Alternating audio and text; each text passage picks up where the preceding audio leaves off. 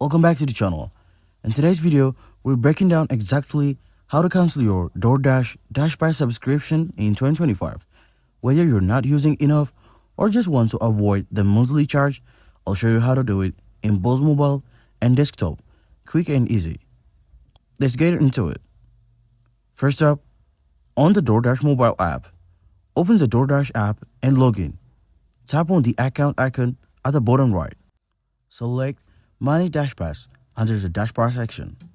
Then hit In Subscription and follow the prompts to confirm. On the website desktop, go to doordash.com and sign into your account. Click on the menu icon in the top left. Then choose Dashpass. You will see the subscription details.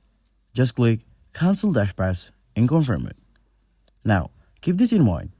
Dashpass benefits continue until the end of your current billing period, so you won't lose access right away after canceling. Also, if you cancel during a free trial, make sure to do it at least one day before it ends to avoid being charged. And that's it. Your Dashpass is cancelled and you're good to go. No hidden steps, just straight to the point. If you found this helpful, make sure to give this a video thumbs up, subscribe for more guys like this, and I'll catch you in the next one.